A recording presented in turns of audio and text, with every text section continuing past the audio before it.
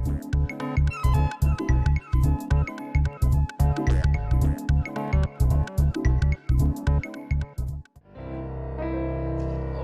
hi. So, thank you very much for the intro. And I'm Adam. Some of you may know me, but a lot of you probably don't. So, I'm going to be talking about something today. It's called life, loss, love, and learning. And as I said, it's pretty different, I guess, than things I've talked about before. So we're all here, we're all connected, and that's obvious. But we're connected, based on this internet, this cold series of zeros and ones, these bits and bytes, and just, ports and sockets and things that really used to be sold in hard cardboard, boxes and just gray matter.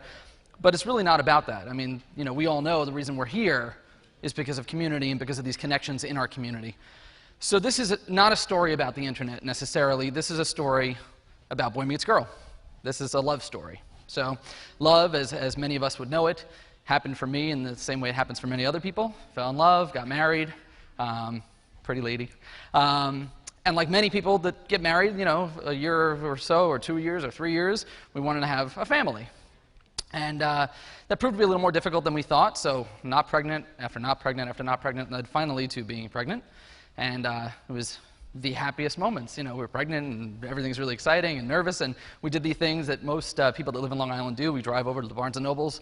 I would say Borders, they don't exist anymore, and we bought What to Expect When You're Expecting, because of course, that's what you need to read and get yourself ready to be a parent. And we took the traditional pictures of the belly as it grew, and every Sunday morning I'd wake up and we'd take a quick photo of, of my wife against the wall, and we would watch that wonderful miracle grow. And, we did other things, obviously, go to the doctor appointments and see on the picture, the movie screen, see the babies moving around.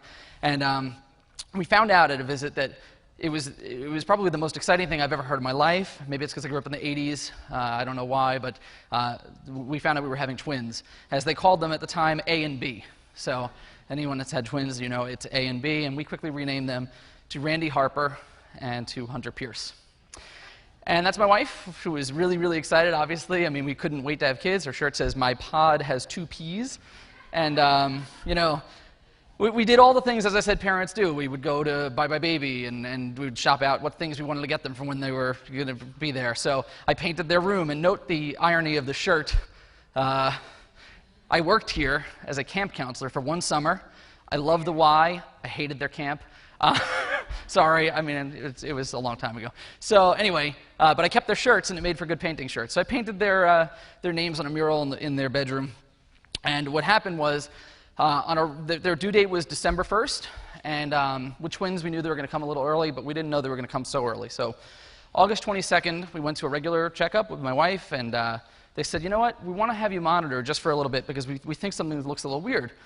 So they were going to put her in the office. We went to her regular doctor, and they were going to put her in the office to get monitored. And the doctor said, "You know what? Someone's on that machine getting monitored for something else. Just go over to the hospital. It's like 2 miles away. Just get checked out, and it'll be fine. You'll go on bed rest for a day or two, and everything's going to be just A-okay."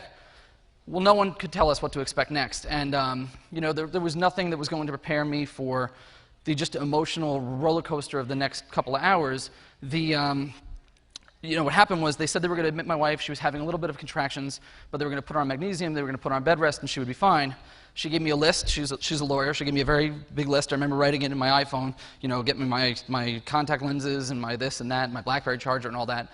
So I went home, and by the time I got back to the hospital, things had gone from bad to worse. And the worst was that my wife was bleeding internally, and they had to do an emergency C-section. It was 3 o'clock in the morning at the time. And I remember being wheeled into the room and not knowing what was going to happen because, I couldn't even comprehend. I've been tracking things on my iPhone app and on the web and like all crazy nerdy daddies do to see the growth of what these babies would be like, but I had no idea what it would be like to see a baby born at 26 weeks. And Randy came out, she was screaming, and they dragged her to the NICU right away, and then Hunter came out, he was blue as can be, and they ran him off to the NICU as well. And about a half hour later, around 4 o'clock in the morning, sitting there feeling anger and numb and confusion and these emotions that I just can't even possibly, it was almost as if I can't describe what I was feeling. It was just this bizarre blur. And they said, "Do you want to come meet your children?" Not realizing that what I had just witnessed and gone through actually led to the fact that I had become a father. Ready or not, this was it. And I saw my son for the first time, and this was a picture I took when he was about 2 hours old, and to show his mom, to say, this is, these are our children. And Purell, I show this image because I feel like Purell in the hospital, I don't know if those of you that have been in the hospital, I'm sure many of you have, hopefully not for terrible occasions, but Purell in the hospital smells weird. I remember these things, like these bizarre things. I just remember the first thing was like when I would wipe my hands with Purell, it wasn't like the same.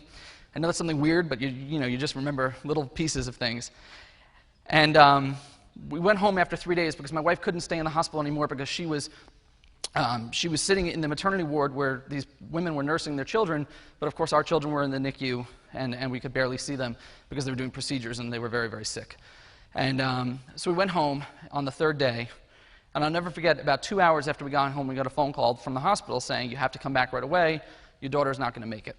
So I remember running, we ran to the car, we drove as fast as we possibly could, and this roller coaster of just not knowing what the hell was going on led to my wife holding our daughter as she passed away while I sat quietly weeping in the hallway. So it's something that not many parents, thankfully, go through, although I feel like, it's a weird thing to have heard so many stories over here. So this was my post on Twitter that day, and it really was the worst day ever. And I didn't have any followers over there, so it really wasn't a connection that was going to give me that comfort or thing that I needed. And there's a piece of us that's just broken from that day. But what I'd like to talk to you about, this is not a sad story. This was, I made a vow that day that I would go and I would videotape my son every other day. And so I would go in and document for whatever time I had with him. And this was him. And I'll show you a couple pictures. I know that they're, some may say graphic, but the reality is this is my son. This was his first baby pictures. He stayed in the hospital for a long time. Notice I wore that shirt a lot, I guess.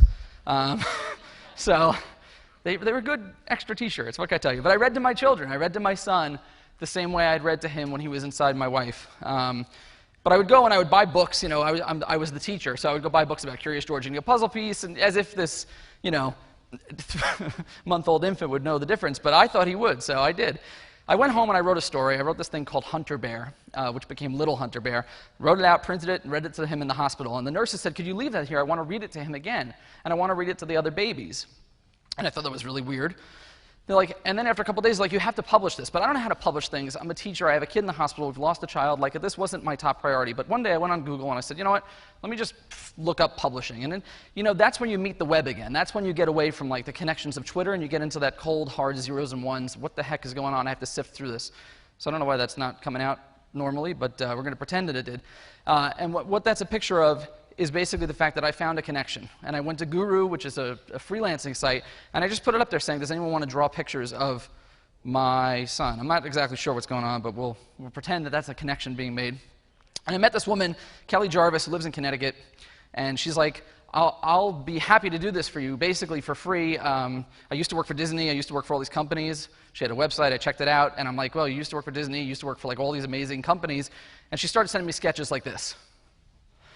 And we'll get back to the sketches later, but in the meantime, time was passing, and every single day, my wife, to her credit, sat by my son every single day in the hospital, all day long, and I would go visit him as soon as I could after I got home from work. And we spent holidays in the hospital. We spent, unfortunately, there's a lot to be thankful for at these times, but obviously not everything. And I continued to read to my son, and I watched this story take shape. And we'll go through the images that aren't working. But these are basically pictures that the illustrator drew. I mean, these blew me away, like within a matter of months. And this woman was doing this for free.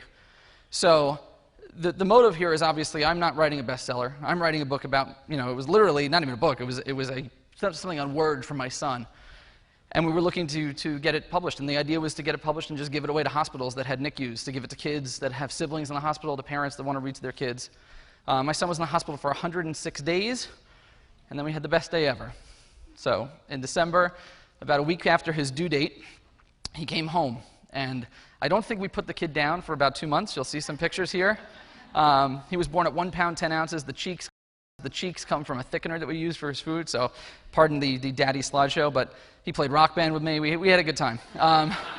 And he is Superman. So I'll go quickly through the fact that my son, for those of you that have heard me speak, I always talk about how the fact that I wanted to be Superman. Well, my son is Superman, and he is my inspiration. He's definitely like his dad in some ways, but this is also a story about my wife, and if I can steal another minute or two, I don't see Jeff, so I'm going to steal another minute or two.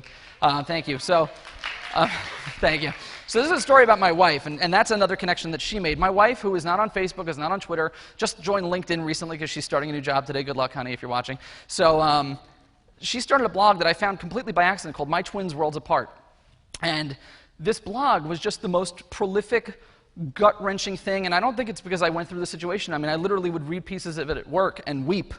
And this is one of the quotes. It says, "You were here with us for only a short moment in time, but you're forever in our hearts. My heart and arms ache to hold you for one more minute, one more day. But I know that you're always with us. The little space in our family hug, the extra chair at our table." And just imagine reading posts filled with things like this that just rip at you. And we got very involved with the March of Dimes, which is a great charity. For those of you who don't know about it, they do really good work for kids. Every year we walk in the March of Dimes. My son even made an appearance on the Today Show once. That's him in the background. He wasn't really paying much attention. We walk in this family team walk every year. And the reason we do it is because obviously we want no one to go through the situation that we went through, but we also walk because it's a one time of the year that we get to really celebrate and remember our daughter. Someone that many people don't know about. And even my wife and I have a hard time talking about it sometimes, but she gets it out through her blog, and I was able to express some feelings today, obviously, and through writing. But you might notice that little guy in the picture there. We had another child, Reed, who's about 1, about 15 months, actually. You know how we still count months before they get to be like 4. And that's him. I'll show you quickly. Just this amazing family that I've been blessed to have, my little Superman. And Hunter was very instrumental in putting this presentation together. He's almost 4. And he wanted to watch every single time I was working on this. So these connections, these powerful, powerful connections that we have, I feel connected to you. It's all via Jeff and via Twitter. It is so important to realize that we're all people at the end of the day. And I know people came here to talk about businesses and talk about things that matter to them. But at the end of the day, we all know that it's people. I just wanted to dedicate this talk to my beautiful daughter, who was here for such a short time, and for Hunter. And as for that little Hunter, he grew up to be big and strong, and he wanted to leave you with a little quote. So if the audio's working, I'm just going to play this. Like 2 days ago, he's like, "Can I talk?" I was like, "You're in school, buddy. I don't know." And so here he is. Forgive us your sorry. And that's it. So thank you guys very much.